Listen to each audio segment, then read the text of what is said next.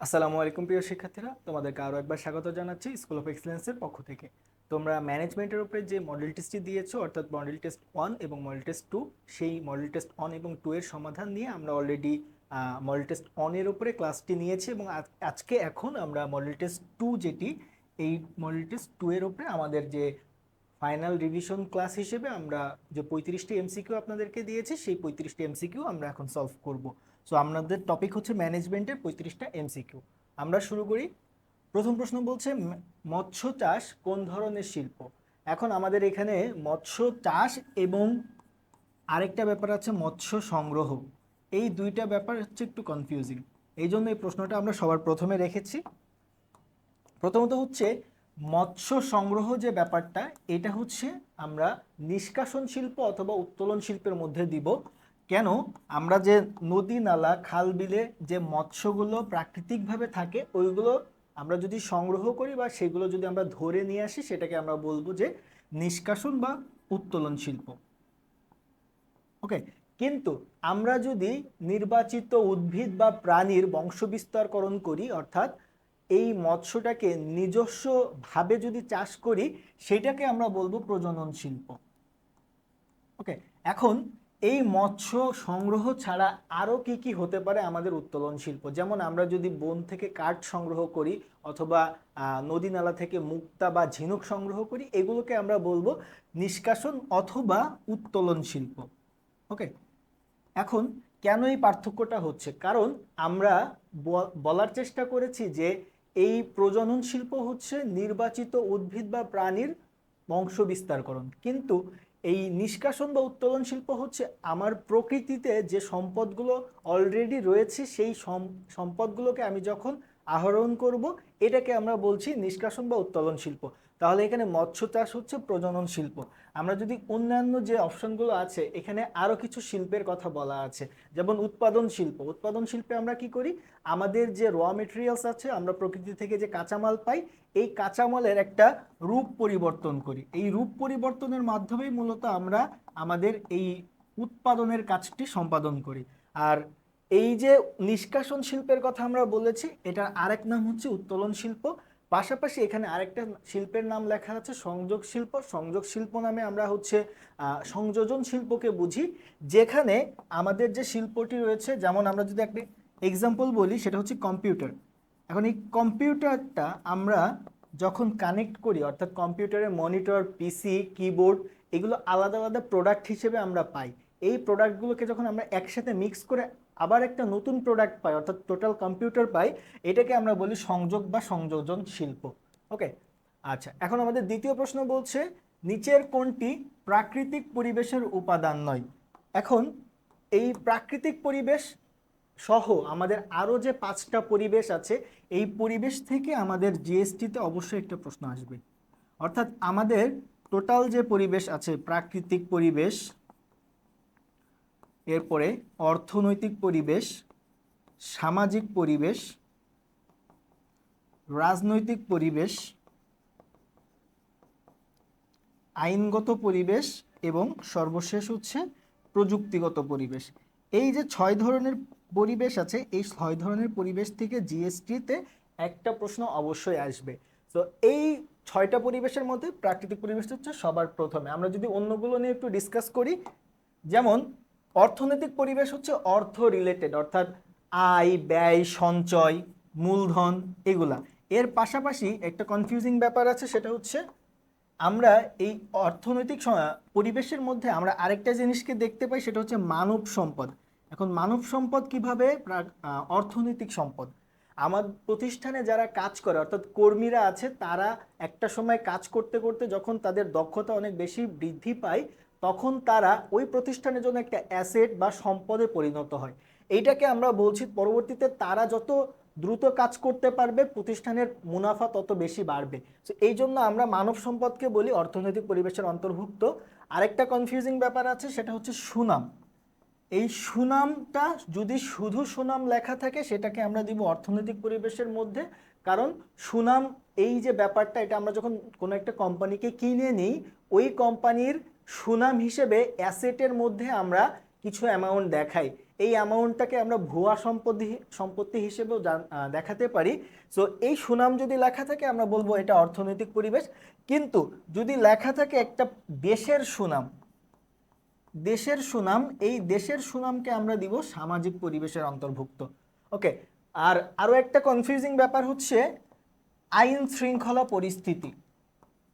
যদি বলা হয় আইন শৃঙ্খলা পরিস্থিতি কোন পরিবেশের অন্তর্ভুক্ত, সেখানে আমরা দিব রাজনৈতিক পরিবেশ।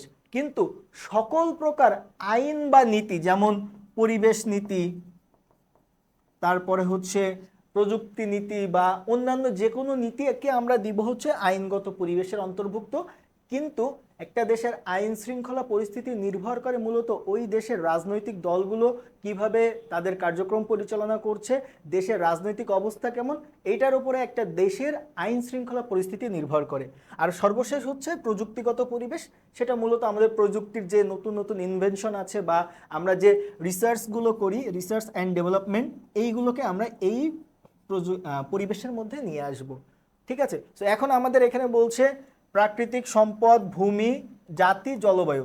এই চারটা অপশনের মধ্যে আমরা দেখতে পাচ্ছি জলবায়ু, ভূমি, প্রাকৃতিক সম্পদ, এগুলো হচ্ছে আমাদের প্রাকৃতিক পরিবেশের উপাদান। কিন্তু এই যে জাতি, এই জাতি বা ধর্ম, বর্ণ বা যে কোনো দেশের ঐতিহ্য, এইগুলোকে মূলত আমরা সামাজিক পরিবেশের মধ্যে দিয়ে থাকি। এই জন্য আমাদের এই যে কোনটি প্রাকৃতিক পরিবেশের উপাদান নয়, সেটি হবে হচ্ছে জাতি। ওকে, এরপরে ধান চাষ। কোয়েশ্চেনগুলো দেখলে অনেক ইজি মনে হচ্ছে যে ধান চাষ, মাছ চাষ, এগুলো কোন ধরনের শিল্প। এখানে হচ্ছে কনফিউজ করার জন্য মূলত এই প্রশ্নগুলো দেওয়া হয়, দেখে মনে হবে অনেক ইজি প্রশ্ন। ওকে, তো ধান চাষ, এই ধান চাষটা কোন ধরনের শিল্প? এখন এখানে বলছে প্রাথমিক, দ্বিতীয় স্তর, সংযুক্ত এবং নিষ্কাশন। সো অলরেডি আমরা নিষ্কাশন সম্পর্কে জেনেছি যে নিষ্কাশন হচ্ছে প্রকৃতিতে অলরেডি আছে, সেগুলোকে আমরা হচ্ছে জাস্ট সংগ্রহ করব, তো এটা হবে না। সংযুক্ত সম্পর্কে আমরা পড়েছি, যেমন আমরা একটা উদাহরণ দেই, জাহাজ তৈরি। তো এই যে জাহাজটা তৈরি করা হয়, এর যে অর্থাৎ এর যে উপকরণগুলো আছে, আমরা যে পোর্টে যেখানে জাহাজ তৈরি করি, জাহাজ কিন্তু আমাদের কারখানাতে তৈরি করা সম্ভব না, এজন্য আমরা যেখানে জাহাজ তৈরি করি পোর্টে, সেইখানে জাহাজের যাবতীয় মালামালকে একসাথে করে এনে ওই পোর্টেই জাহাজ তৈরি করা হয় এবং এই পার্টসগুলোকে একত্রে সংযুক্ত করা হয় বলে জাহাজ তৈরি সংযুক্ত শিল্পের মধ্যে যাবে। এবার আসি প্রাথমিক স্তরের শিল্প এবং দ্বিতীয় স্তরের শিল্প। প্রাথমিক স্তরের শিল্পটা মোটামুটি হচ্ছে প্রকৃতির সাথে রিলেটেড, অর্থাৎ আমাদের যে প্রকৃতি আছে সেখান থেকে আমরা যদি কোনো কিছু সংগ্রহ করি, অথবা হচ্ছে কোনো কিছুর বংশবিস্তার করি, অথবা আমরা যদি কোনো চাষাবাদ করি, এই তিনটা জিনিস হচ্ছে এই প্রাথমিক শিল্পের মধ্যে যাবে। এবং দ্বিতীয় স্তরের শিল্পে মূলত আমরা এর বাইরে, প্রকৃতির বাইরে আরও কিছু কাজ করি, যেমন হচ্ছে উৎপাদন শিল্প, অথবা উৎপাদন শিল্পের মধ্যে যে প্রকারভেদগুলো রয়েছে, বিশ্লেষণ শিল্প, যৌগিক শিল্প, এই ধরনের শিল্পগুলোকে আমরা বলি দ্বিতীয় স্তরের শিল্প। এখন ধান যেহেতু চাষের কথা বলছে, এটা কৃষির সাথে রিলেটেড, এই জন্য এইটা যাবে হচ্ছে প্রাথমিক স্তরের শিল্পের মধ্যে, অর্থাৎ প্রকৃতির সাথে একদম কাছাকাছি।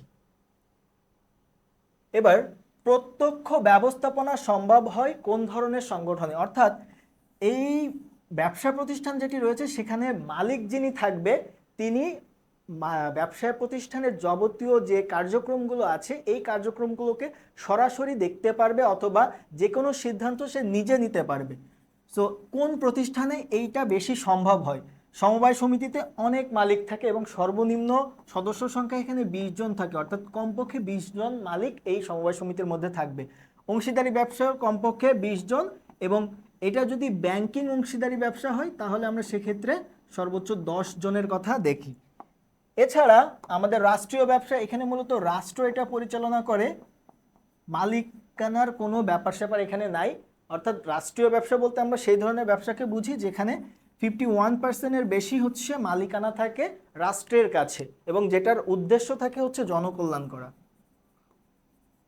ওকে, একমাত্র আমাদের এক মালিকানা ব্যবসা যেটি রয়েছে, এই এক মালিকানা ব্যবসায় মূলত মালিক যেহেতু একজন থাকে, সে ব্যবসা প্রতিষ্ঠানকে খুব কাছ থেকে দেখতে পারে এবং সেই কাছ থেকে দেখে দ্রুত সিদ্ধান্ত নিতে পারবে, এবং দিন শেষে দেখা যাবে যে কর্মী এবং যারা ক্রেতা আছে তাদের সাথে একদম সরাসরি আমাদের মালিকের একটা কনভারসেশন অথবা যোগাযোগ স্থাপিত হবে।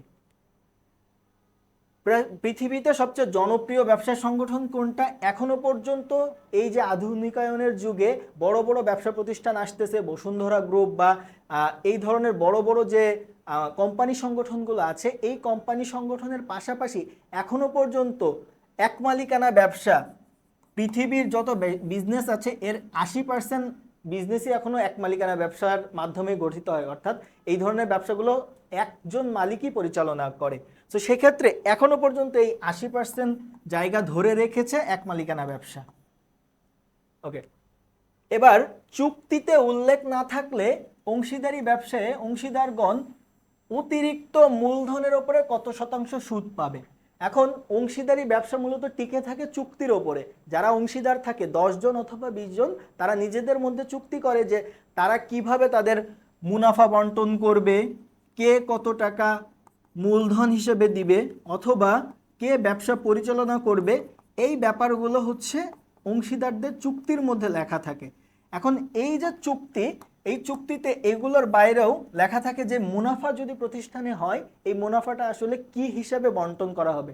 এটা কি সমহারে বন্টন করা হবে নাকি এটার কোনো একটা পার্সেন্টেজ থাকবে, এই ব্যাপারটা। এখন মুনাফার কথা যদি আমরা চিন্তা করি তাহলে এখানে হচ্ছে 3:2:1 একটা উদাহরণ হিসাবে যদি আমরা বলি, 6 টাকা যদি মুনাফা হয় 3 টাকা ক পাবে, 2 টাকা খ এবং 1 টাকা হচ্ছে গ পাবে। এটা হচ্ছে চুক্তি অনুযায়ী এই মুনাফার হারটা নির্ধারিত থাকে। এখন এই সেম ভাবে একটা প্রতিষ্ঠানে, অংশীদারি প্রতিষ্ঠানে অংশীদাররা যে মূলধন দিচ্ছে এর বাইরে নতুন করে আরো কিছু টাকার দরকার হতে পারে। তখন চাইলে অংশীদাররা প্রতিষ্ঠানে মূলধন দিতে পারে, যেটাকে আমরা বলি অতিরিক্ত মূলধন। এছাড়া অংশীদাররাই প্রতিষ্ঠানে কিছু টাকা দিবে, সেটা মূলধন হিসেবে না দিয়ে ঋণ হিসেবে দিবে। সো এই যে অতিরিক্ত মূলধন প্রতিষ্ঠানে দেওয়া হচ্ছে বা ঋণ দেওয়া হচ্ছে, এবং পাশাপাশি অংশীদাররা প্রতিষ্ঠান থেকে মাঝে মাঝে উত্তোলনও করে কিছু টাকা। সো এই যে উত্তোলন করা হচ্ছে, এই সকল কিছুর ওপরে সুদ ধরা হবে কি হবে না, এই ব্যাপারটাও চুক্তিতে লেখা থাকে। কিন্তু দুইটা বিষয়, অর্থাৎ অতিরিক্ত মূলধন এবং উত্তোলন, এই দুইটার বিষয়ে যদি আমাদের চুক্তিপত্রে কিছু বলা না থাকে তাহলে এই দুইটা বিষয়ের উপরে কোনো ধরনের ইন্টারেস্ট অথবা সুদ ধরতে হবে না। কিন্তু যদি ঋণের ব্যাপারে চুক্তিতে বলা থাকে তাহলে সেই অনুযায়ী সুদ ধরতে হবে, এবং যদি চুক্তিতে কোনো কিছু না বলা থাকে সেক্ষেত্রে আমরা 6% হারে সুদ ধরব অংশীদাররা যদি প্রতিষ্ঠানে কোনো ঋণ দেয়। কিন্তু এখানে কি বলছে, অংশীদাররা কি দিয়েছে?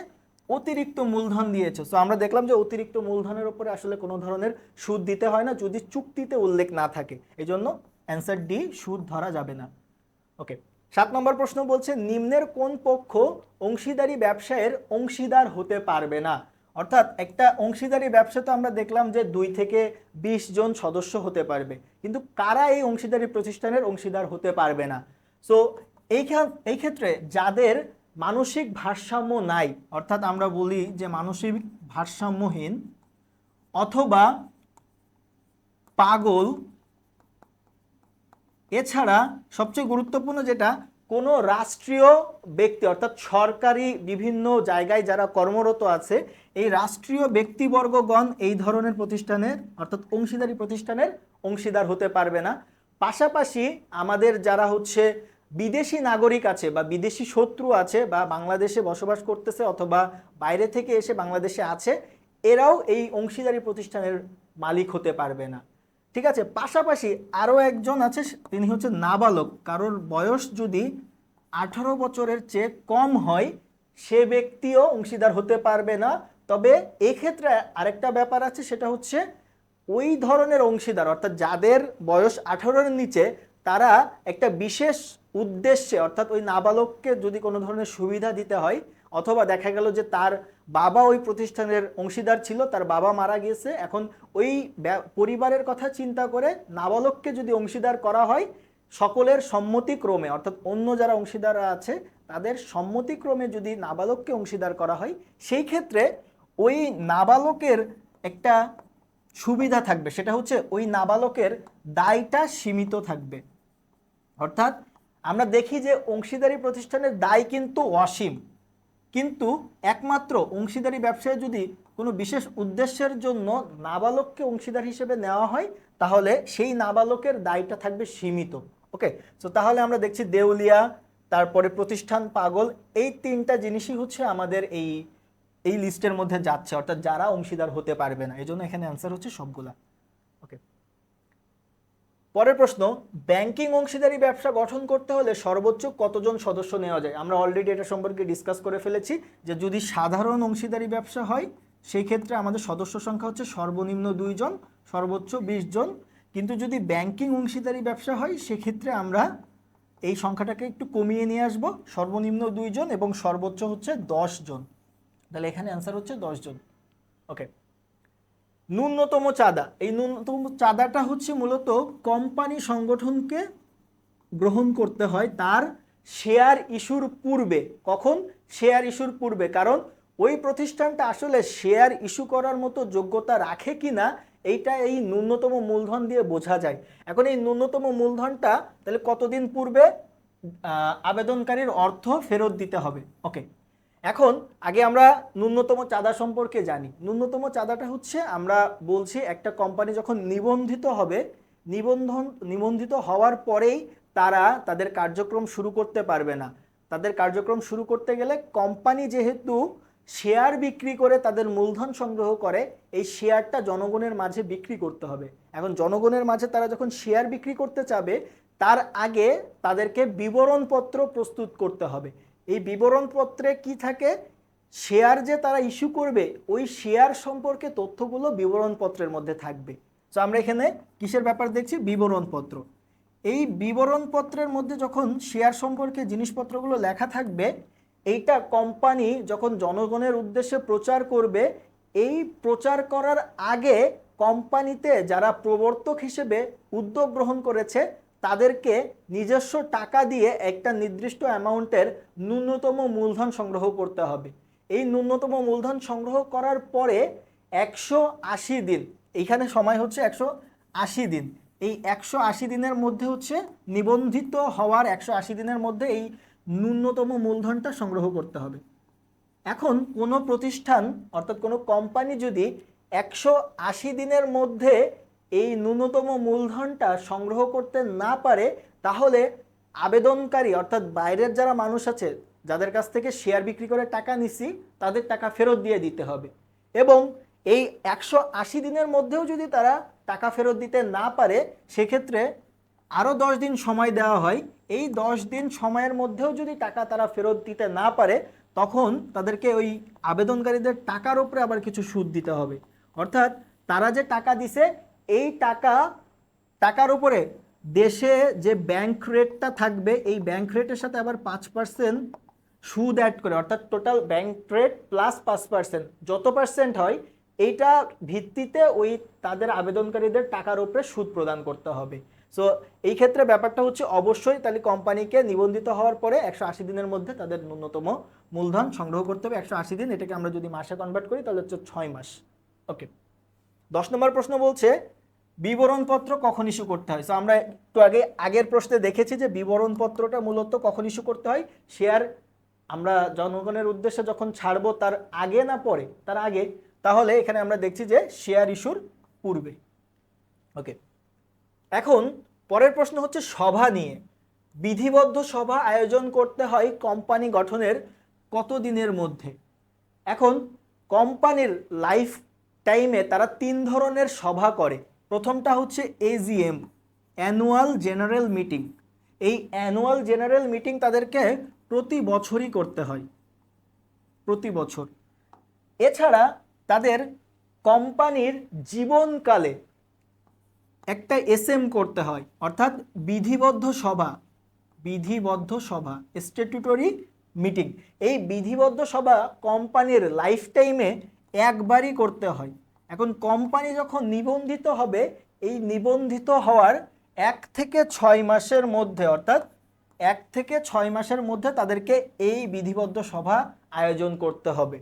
আরেকটা সভা করতে হয় প্রতিষ্ঠানকে, সেটা হচ্ছে বিশেষ সভা।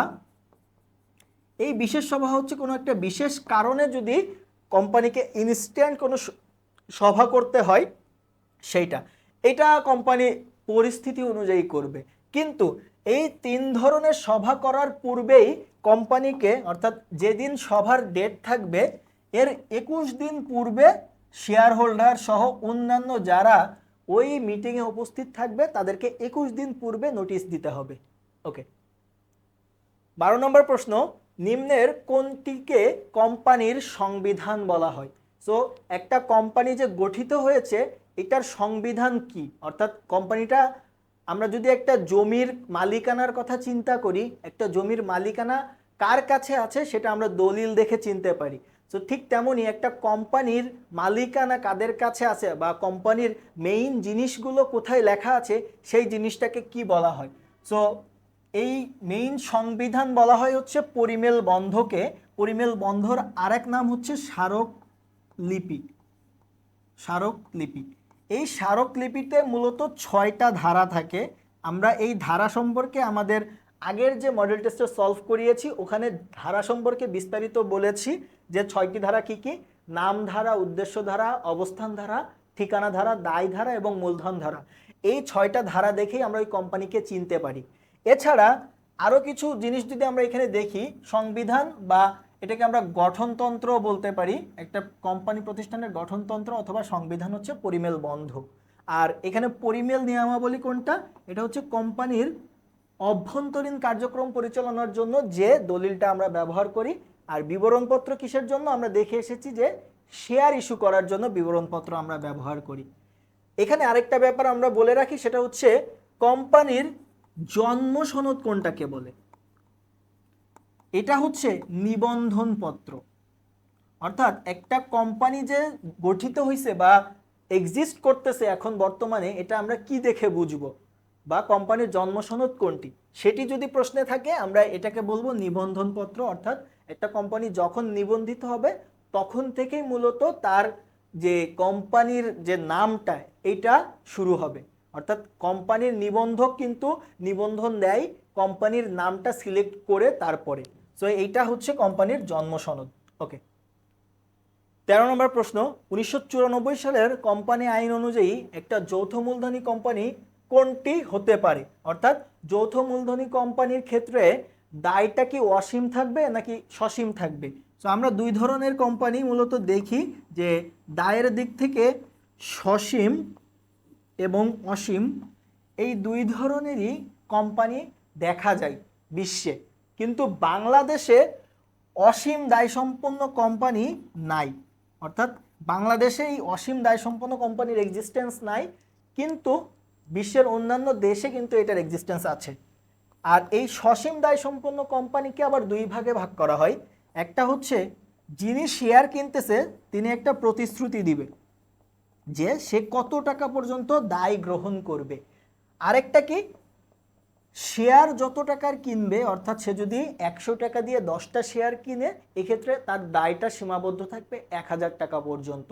তো শেয়ার দ্বারা দায় সীমাবদ্ধ হতে পারে, অথবা প্রতিশ্রুতি মূল্য বা গ্যারান্টি মূল্য দ্বারা দায় সীমাবদ্ধ হতে পারে, আবার অসীম দায় সম্পন্ন কোম্পানি হতে পারে। তো এই অপশনে আমাদের দেখেন 3টাই আছে, এই জন্য হচ্ছে সবগুলো এখানে অ্যান্সার।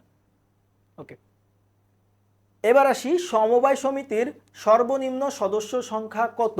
সো সমবায় সমিতি সম্পর্কে যদি বলে, যদি কিছু বলা না থাকে এটাকে আমরা প্রাথমিক সমবায় সমিতি হিসেবে ধরে নিব। সো প্রাথমিক সমবায় সমিতির সদস্য সংখ্যা হচ্ছে 10 জন, এবং এই 10 জন হচ্ছে অবশ্যই ব্যক্তি। আমার আপনার মতো যারা হচ্ছে, ধরেন আপনি যদি জেলেদের সমবায় সমিতি গঠন করেন তাহলে 10 জন জেলে অর্থাৎ তারা ব্যক্তি মিলে এই প্রাথমিক সমবায় সমিতি গঠন করবে।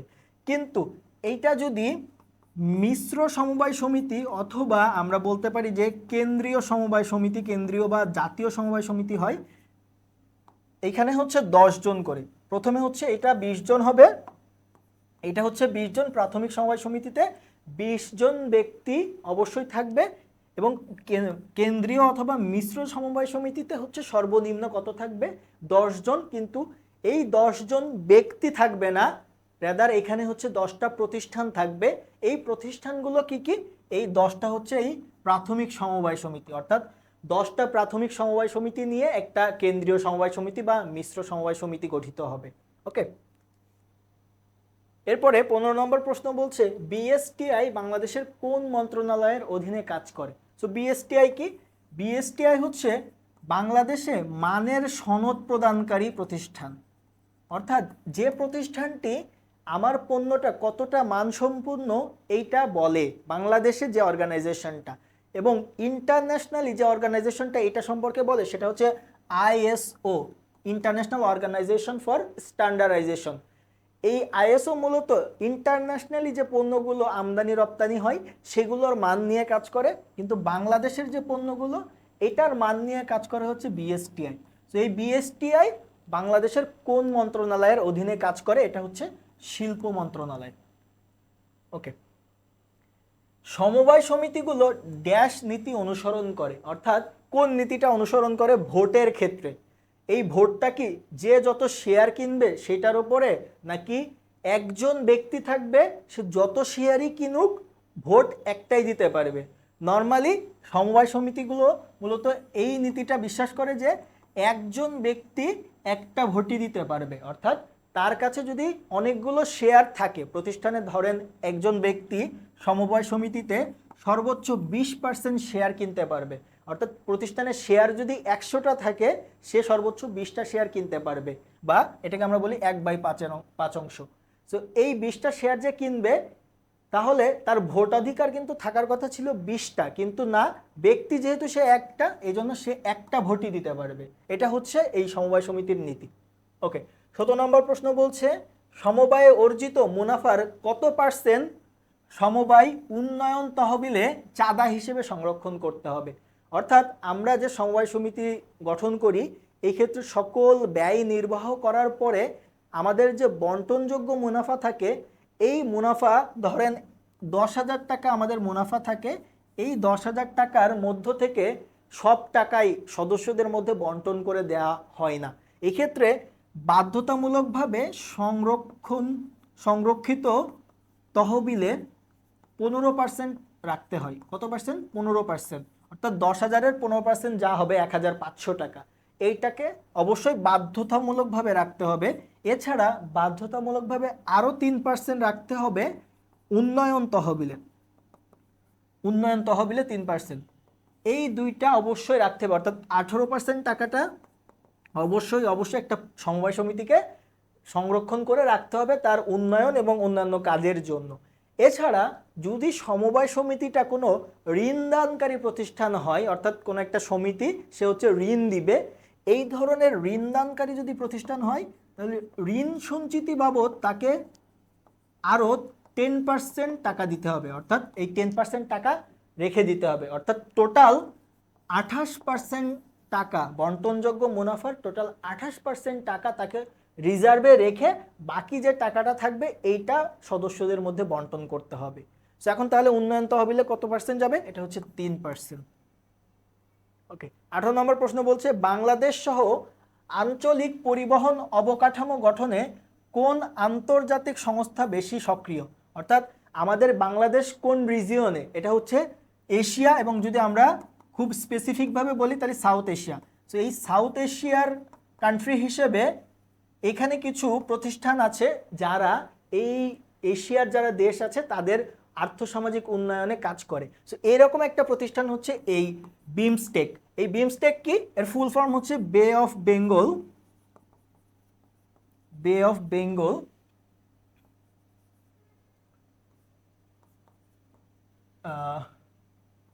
Bengal initiative for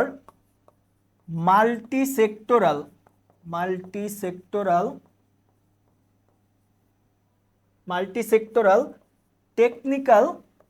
technical and economic corporation. অর্থাৎ এই প্রতিষ্ঠানটা এশিয়ার বা সাউথ এশিয়ার যে দেশগুলো আছে তাদের আর্থসামাজিক উন্নয়ন করে, পাশাপাশি আঞ্চলিক পরিবহন অবকাঠামো নিয়েও কাজ করে। আর এই যে ইউই, এটা হচ্ছে ইউরোপিয়ান ইউনিয়ন, ইউরোপের দিকে চলে যায়। এশিয়ান এটাও কাজ করে। আর ওয়ার্ল্ড WTO হচ্ছে ওয়ার্ল্ড ট্রেড অর্গানাইজেশন, যেটা পূর্বে গ্যাট নামে পরিচিত ছিল, GATT, অর্থাৎ general agreement on tariff and trade. So এই প্রতিষ্ঠানটা মূলত বিজনেসে কাজ করে এবং হচ্ছে পাশাপাশি একটা দেশ যখন অন্য দেশ থেকে পণ্য আমদানি করে নিয়ে আসবে এটার উপরে যে ট্যারিফটা দেওয়া হয় বা শুল্কটা দেওয়া হয় এইটা নিয়ে কাজ করে হচ্ছে WTO। ওকে, 19 নম্বর প্রশ্ন বলছে সিএসআর, এই সিএসআর এর পূর্ণরূপ কি? এটার পূর্ণরূপ হচ্ছে কর্পোরেট সোশ্যাল রেসপন্সিবিলিটি। পূর্ণরূপটা তো আমরা দেখলাম। ব্যাপারটা কি? ব্যাপারটা হচ্ছে একটা প্রতিষ্ঠান যখন কার্যক্রম চালায় বা একটা ব্যবসা প্রতিষ্ঠান যখন কার্যক্রম চালায়, তাদের মেইন উদ্দেশ্য থাকে মুনাফা অর্জন করা, কিন্তু তারা যে মুনাফা অর্জন করতেছে এটা সমাজের মানুষের কাছে পণ্য বিক্রি করে। তো সমাজের মানুষের জন্য তাদের কিছু করণীয় আছে, সেটা হচ্ছে সিএসআর। অর্থাৎ দেখবেন যে অনেক বিজনেস আছে যারা হচ্ছে বিভিন্ন সামাজিক কার্যক্রমে তাদের টাকা দেয়, অর্থাৎ স্পন্সর করে, এই কাজটা হচ্ছে সিএসআর। 20 নম্বর প্রশ্ন কি বলছে? 6M এর অন্তর্ভুক্ত নয়। এখন 6Mটা কি? এই 6M হচ্ছে মৌলিক উপাদান। কিসের মৌলিক উপাদান? এটা হচ্ছে ব্যবস্থাপনার মৌলিক উপাদান। অর্থাৎ একটা প্রতিষ্ঠানে ব্যবস্থাপনা কি করে? এখানে যে কর্মীগুলো আছে অথবা যে উপকরণগুলো আছে তাদেরকে কাজে লাগায়, কাজে লাগিয়ে প্রতিষ্ঠানের যে কাঙ্ক্ষিত লক্ষ্য আছে, অর্থাৎ প্রতিষ্ঠান কত % মুনাফা করতে চায়, এই লক্ষ্যটা অর্জন করাই হচ্ছে ব্যবস্থাপনার কাজ। তো ব্যবস্থাপনার ক্ষেত্রে উপকরণের ব্যবহার করতেছে 2 ধরনের উপকরণ। একটা হচ্ছে মানবীয়, অর্থাৎ মানুষকে ইউজ করতেছে, পাশাপাশি বস্তুগত। তো এই মানবীয় এবং বস্তুগত টোটাল 6টা এলিমেন্ট আছে। এই 6টা এলিমেন্টের মধ্যে হচ্ছে মানবীয় একটা, সেটা হচ্ছে মেন। বাকি যে 5টা, এই 5টা হচ্ছে বস্তুগত। যেমন আমরা দেখি মেন, মেশিন, 2 নম্বর হচ্ছে মেশিন, 3 হচ্ছে ম্যাটেরিয়ালস অর্থাৎ উপকরণ বা কাঁচামাল, ম্যান, মেশিন, ম্যাটেরিয়ালস, মানি অর্থাৎ অর্থ, 5 নম্বর হচ্ছে মার্কেট এবং 6 নম্বর হচ্ছে মেথড। ওকে, সো মেন, মেশিন, ম্যাটেরিয়ালস, মানি, মার্কেট, মেথড, এই 6টা হচ্ছে একটা ব্যবস্থাপনার মৌলিক উপাদান। এইগুলোকে নিয়ে ব্যবস্থাপনা কাজ করে। তো এর মধ্যে হচ্ছে মেনটা হচ্ছে মানবীয় উপাদান, আর বাকি যে 5টা আছে এই 5টা হচ্ছে বস্তুগত উপাদান। তাহলে এর মধ্যে এই যে পদ্ধতি বলতে আমরা মেথড, মেথড মানে পদ্ধতি, বাজার মানে মার্কেট, দ্রব্য বা পণ্য, শুধুমাত্র এই আচরণ অর্থাৎ আচরণটা এই 6M এর মধ্যে যাবে না। তো এইটা হচ্ছে অন্তর্ভুক্ত নয়। ওকে, একটা মানুষের আচরণটা 6M এর মধ্যে যাবে না। 21 নম্বর প্রশ্ন, কোন কোম্পানি সর্বপ্রথম ই বিজনেস প্রবর্তন করে? এটা হচ্ছে আইবিএম। আইবিএম সর্বপ্রথম ই বিজনেস প্রবর্তন করে। 22 নম্বর, স্কেলার চেইন বলতে কি বোঝায়? স্কেলার চেইন হচ্ছে বাংলায় যদি বলি এটা হচ্ছে কর্তৃত্ব প্রবাহ। কর্তৃত্ব প্রবাহ কি? আমার প্রতিষ্ঠানের সর্বোচ্চ পর্যায়ে কারা আছে, তাদের নিচে কারা আছে, এভাবে কার ক্ষমতা সবচেয়ে বেশি, কার ক্ষমতা সবচেয়ে কম, এইটাকে আমরা বলি কর্তৃত্ব প্রবাহ। তো এই কর্তৃত্ব প্রবাহটাকে একটা নীতি দিয়ে প্রকাশ করা হয়। নীতিটার নাম হচ্ছে জোড়াময় শিকলের নীতি। তো এই জোড়াময় শিকলের নীতি মূলত বোঝায় কার কতটুকু পাওয়ার আছে। তো এটাকে আমরা আরেকটা নামে ডাকতে পারি, সেটা হচ্ছে চেইন অফ সাবঅর্ডিনেটস। ওকে, এরপরে ব্যবস্থাপনার কোন নীতি দ্বৈত অধীনতা অর্থাৎ 2 জনের অধীনতাকে কি করে? অনুমোদন করে না। অর্থাৎ দেখা গেল এই যে একজন কর্মীর আদেশদাতা হচ্ছে 2 জন, তো এই ব্যাপারটা হওয়া যাবে না, দ্বৈত অধীনতা থাকা যাবে না। যেমন এইখানে বস একজন কিন্তু কর্মী দেখেন 2 জন, কিন্তু এই প্রত্যেকটা কর্মীর বস কিন্তু একজন। তো এইটাকে যে বলা হয় যে একজন কর্মীর একজনই বস থাকবে। এটা কোন নীতি? এটা হচ্ছে আদেশের ঐক্য নীতি। পাশাপাশি সমতার নীতি, শ্রম বিভাজন এবং নির্দেশনার ঐক্য নীতি সম্পর্কে আমরা কিন্তু আগের সলভে কিন্তু দেখেছি যে সমতা কি, সকলকে সমান চোখে দেখতে হবে। শ্রম বিভাজন বলতে এখানে মূলত আমরা কার্য বিভাজনের যে নীতিটা আছে, এই কার্য বিভাজনের নীতি এটাকে বুঝছি। ওকে, আর নির্দেশের ঐক্যনীতি বলতে বৃহৎ অর্থে যে নির্দেশটা দিয়েছি সেটাকে মেনে পরবর্তী নির্দেশগুলো দেওয়া। ওকে, প্রিন্সিপালস অফ সায়েন্টিফিক ম্যানেজমেন্ট গ্রন্থটি কে রচনা করে? এটা হচ্ছে FW টেইলর, কারণ তিনি মূলত বৈজ্ঞানিক ব্যবস্থাপনার জনক এবং এই বৈজ্ঞানিক ব্যবস্থাপনা সম্পর্কে এই বইয়ে তিনি উল্লেখ করেছেন। Okay, Bangladesh securities and exchange commission কোন ধরনের সংগঠন? তো দেখেন এই বাংলাদেশ সিকিউরিটিজ অ্যান্ড এক্সচেঞ্জ কমিশনের একটা প্যাটার্ন আছে। প্রথমে চেয়ারম্যান, এনাদের আন্ডারে হচ্ছে বিভিন্ন হচ্ছে ডিরেক্টররা থাকে, তাদের আন্ডারে ম্যানেজাররা থাকে, এভাবে আর কি একটা স্ট্রাকচার মেনটেন করে, যেটাকে আমরা বলি হচ্ছে সবচেয়ে পাওয়ারফুল থাকে এখানে চেয়ারম্যান, তারপরে পাওয়ারফুল ডিরেক্টররা বা কমিশনাররা, এক্ষেত্রে ডিরেক্টর বা কমিশনার ওয়ার্ডটা তারা ইউজ করে। সো এই ব্যাপারটা দেখেন, এনার পাওয়ার সবচেয়ে বেশি, তারপরে হচ্ছে এনাদের পাওয়ার এভাবে কমতে থাকে। সো এটা কোন সংগঠনে হয়? এটা হচ্ছে সরলরৈখিক সংগঠনে বেশি দেখা যায়। শ্রম বিভাগ এবং বিশেষায়নের উপরে গুরুত্ব প্রদান করে সর্বপ্রথম হচ্ছে অ্যাডাম স্মিথ। সে মূলত দেখাইতে চায় যে যে দেশ যে জিনিসটাতে বেশি পারদর্শী সেই দেশ যেন সেই জিনিসটা উৎপাদন করে এবং অন্যান্য দেশের সাথে ট্রেড করে, এবং ট্রেডটা যেন ফ্রি হয়, অর্থাৎ ফ্রি ট্রেড হয়, কোনো ধরনের বাধা না থাকে।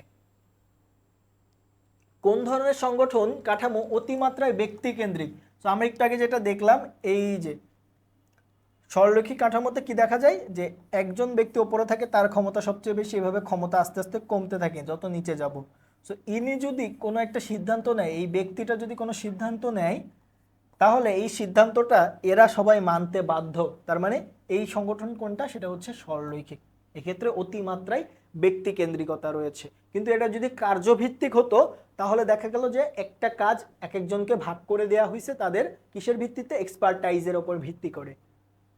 ওকে, প্রতিযোগিতামূলক পরিকল্পনা কোনটি? সো প্রতিযোগিতামূলক পরিকল্পনা হচ্ছে কৌশল যেখানে কি হয়, আমার প্রতিযোগী কত টাকা দাম ফিক্স করলো, এইটার উপর ডিপেন্ড করে আমি আমার পরবর্তী দামটা ফিক্স করব। ওকে, 29 নম্বর, বিশ্ববিদ্যালয়ের ভর্তির আবেদন থেকে শুরু করে চূড়ান্ত নির্বাচিত হওয়া পর্যন্ত কার্যসমষ্টি কি? সো প্রথমে হচ্ছে তারা আবেদন করে, তারপরে বিভিন্ন ধরনের পরীক্ষা তাদেরকে নেওয়া হয়, লিখিত এবং এমসিকিউ, এমসিকিউ এন্ড সিকিউ, দুই ধরনের পরীক্ষা নেওয়া হয়। এরপরে সেখান থেকে বাছাই করা হয়, তারপরে নিয়োগ বা হচ্ছে প্রতিষ্ঠানে ভর্তি করা হয়। সো এইটা একটা দেখেন প্রক্রিয়া, এই প্রক্রিয়ার মধ্যে অনেকগুলো কাজ আছে। প্রথমে আবেদন, তারপরে হচ্ছে পরীক্ষা, তারপরে বাছাই, তারপরে নিয়োগ। অর্থাৎ এটা শেষ হলে তারপরে এইটা, তারপরে এটা, তারপরে এটা, এইভাবে একটা কাজ শেষ হলে আরেকটা কাজ শুরু হওয়া, সেটা শেষ হলে আরেকটা কাজ শুরু হওয়া, এটাকে মূলত আমরা বলি প্রক্রিয়া। ওকে, সুনির্দিষ্ট ফলাফল অর্জনের জন্য প্রণীত পরিকল্পনাকে বলে। অর্থাৎ কোন একটা নির্দিষ্ট ফলাফল, এই নির্দিষ্ট ফলাফল মূলত আমরা কয়বার পাই? একবার। সো একবার কোনো ফলাফল পাওয়ার জন্য যে পরিকল্পনাটা আমরা গ্রহণ করি, সেটাকে আমরা বলি একার্থক পরিকল্পনা। ওকে, সিদ্ধান্ত গ্রহণের প্রথম ধাপ কি? সো সিদ্ধান্ত গ্রহণের ধাপগুলো যদি আমরা দেখি, প্রথমে হচ্ছে আমাদের কি? সমস্যা চিহ্নিতকরণ। সমস্যাকে আমরা চিহ্নিত করব, চিহ্নিতকরণ। এরপরে কি করব? আমরা অগ্রাধিকার নির্বাচন করব, অর্থাৎ সমস্যাগুলোর মধ্যে কোনটাকে বেশি অগ্রাধিকার দিতে হবে। এরপরে তথ্য ও উপাত্ত সংগ্রহ করব, তারপরে হচ্ছে বিকল্প দাঁড় করাবো, অর্থাৎ কি কি বিকল্প আমরা নিতে পারি। এরপরে কি করব? বিকল্পগুলোকে মূল্যায়ন করব, এবং সর্বশেষ কি করব? সর্বোত্তম যে বিকল্প আছে, এই সর্বোত্তম বিকল্পকে আমরা গ্রহণ করব। তো তাহলে প্রথম স্টেপ কি? সমস্যা চিহ্নিতকরণ, যেটাকে ইংরেজিতে আমরা বলছি আইডেন্টিফাইং দ্য প্রবলেম, এবং সর্বশেষ কি? সর্বোত্তম বিকল্প গ্রহণ, চুজ দ্য অল্টারনেটিভস বা চুজ দ্য বেস্ট অল্টারনেটিভ, সেটা হচ্ছে সর্বোত্তম বিকল্প গ্রহণ। ওকে, পরের প্রশ্ন, মৌলভিত্তিক নেতৃত্বের উদ্ভাবক কে? এটা একটা সাধারণ জ্ঞান টাইপের প্রশ্ন, এটা হচ্ছে F.E. ফিডলার।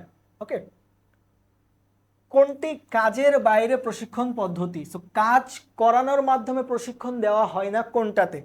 যেমন পথ পরিবর্তনে, হ্যাঁ এখানে অবশ্যই কাজ দেওয়া হয়। শিক্ষানবিশে হাতে কলমে শেখানো হয়। প্রবেশনা পদ্ধতি অর্থাৎ ইন্টার্নশিপ বা ওই রিলেটেড যে কাজগুলো আছে সেখানে হাতে কলমে শেখানো হয়। শুধুমাত্র টাস্ক ফোর্স যে পদ্ধতিটা আছে, এইখানে এই কাজের বাইরে প্রশিক্ষণ বিভিন্ন টাস্ক ফোর্স গঠন করে বিভিন্ন সভা সেমিনার বা প্রশিক্ষণ ওইভাবে দেওয়া হয়। ঠিক আছে, প্রশিক্ষণের পদ্ধতি নয় কোনটি? তো শিক্ষানবিশে শেখানো হয়, তারপরে হচ্ছে পদ পরিবর্তন করে এক পদ থেকে অন্য পদে নিয়ে গিয়েও শেখানো হয়। সেমিনারে হচ্ছে কাজের বাইরে, এটা হচ্ছে কাজের বাইরে প্রশিক্ষণ, এটার মাধ্যমে প্রশিক্ষণ দেওয়া হয়। একমাত্র পদোন্নতি অর্থাৎ পদোন্নতি দিয়ে প্রশিক্ষণ কখনো দেওয়া হয় না, কারণ পদোন্নতি দিলে আপনার কাজ আগের চেয়ে অনেক বেশি বেড়ে যাবে, আপনার স্যালারি আগের চেয়ে অনেক বেশি বেড়ে যাবে, অর্থাৎ আপনি যে কাজে ছিলেন সেই কাজটা আপনাকে শেখানো হচ্ছে না, রেদার আপনাকে আরও বেশি দায়িত্ব দিয়ে দেওয়া হচ্ছে। এইটা আসলে প্রশিক্ষণের পদ্ধতি না। প্রেষণার টু ফ্যাক্টর থিওরি এর প্রবক্তাকে, সো এই প্রেষণার টু ফ্যাক্টর থিওরি সম্পর্কে আমরা আগের যে মডেল টেস্টটা আছে সেখানে দুই ধরনের আমরা ফ্যাক্টরের কথা বলেছি, একটা রক্ষণাবেক্ষণকারী, একটা প্রেষণা দানকারী। সো এটা মূলত কে দেয় এটা সম্পর্কে আমরা বলেছিলাম, এটা হচ্ছে ফ্রেডরিক হাসবার্গ। সো এই ছিল আমাদের মডেল টেস্ট 2 এর ম্যানেজমেন্ট যে 35টা প্রশ্ন ছিল তার সমাধান। ইনশাল্লাহ এই কোয়েশ্চেনগুলো সমাধান করে এবং আমাদের যে ক্লাসগুলো ছিল সেগুলো আপনারা দেখেছেন। সো আলটিমেটলি সব কিছু করার পরে আশা রাখছি যে গুচ্ছ বিশ্ববিদ্যালয় ভর্তি পরীক্ষায় ম্যানেজমেন্টের ওপরে আপনাদের একটা ভালো ফলাফল আসবে, এটা আমরা আশা করি। এবং এই যে 100 100 200 এবং 35 35 70 অর্থাৎ 270টা এমসিকিউ গুচ্ছের জন্য স্পেশালি আমরা যে পরীক্ষা নিয়েছি, এইটার ওপর দিয়ে দেখবেন যে আপনারা একটা হিউজ অ্যামাউন্টের কমন পাবেন। সো আপনাদের জন্য শুভকামনা, সকলকে ধন্যবাদ।